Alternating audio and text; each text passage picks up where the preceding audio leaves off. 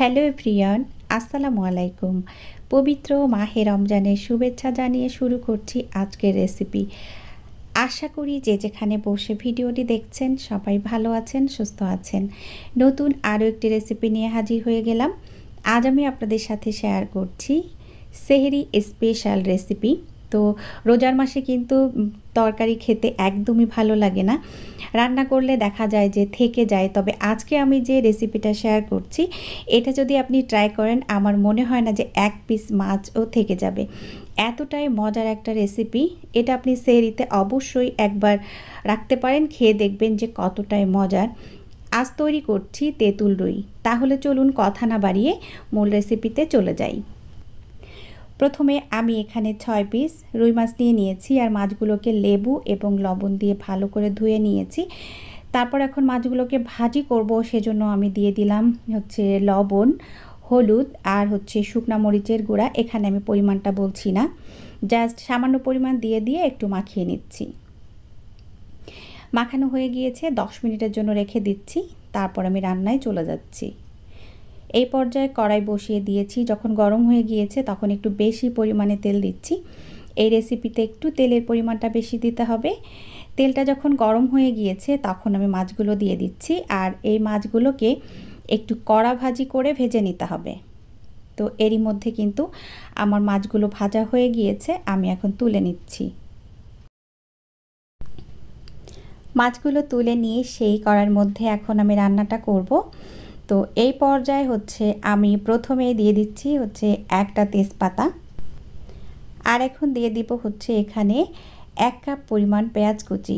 আর এই রেসিপিতে পেঁয়াজের পরিমাণটা একটু বেশি পরিমাণে দিতে হবে, কারণ এই পেঁয়াজটাই কিন্তু এই রেসিপির মূল আকর্ষণ বা টেস্ট বাড়াবে এই পেঁয়াজটা। এজন্য আপনাকে 1 কাপের মতো পেঁয়াজ দিতেই হবে।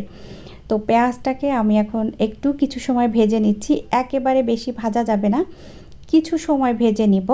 যখন কিছু সময় ভাজা হয়ে গিয়েছে তখন আমি এখানে মশলা অ্যাড করছি। তো এখানে দিয়ে দিয়েছি 1 চা চামচ আদা বাটা, 1 চা চামচ রসুন বাটা, 1 চা চামচ জিরা বাটা, 1 চা চামচ পেঁয়াজ বাটা।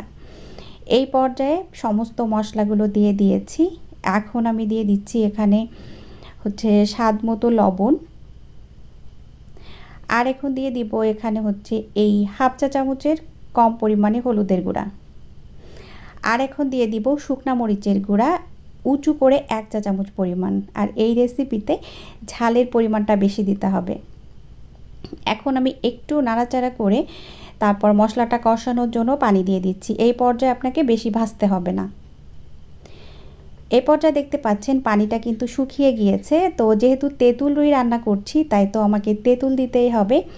তো এখানে আমি তেঁতুল গুলিয়ে নিয়েছি, সামান্য পরিমাণ তেঁতুল গুলিয়ে এই 2 টেবিল চামচের মতো হয়েছে, সেটা আমি দিয়ে দিয়েছি।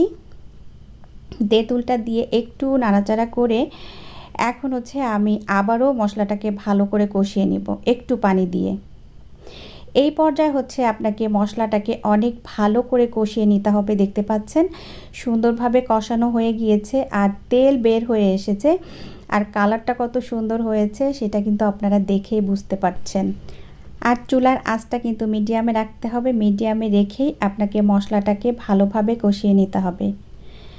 এখন আমার কিন্তু কষানো হয়ে গিয়েছে, দেখতে পাচ্ছেন তেল বের হয়েছে এবং কালারটা যে কি সুন্দর এসেছে, ক্যামেরাতে আসলে এত ভালো বোঝা যাচ্ছে না, পার্সোনালি এত সুন্দর কালার আসছিল।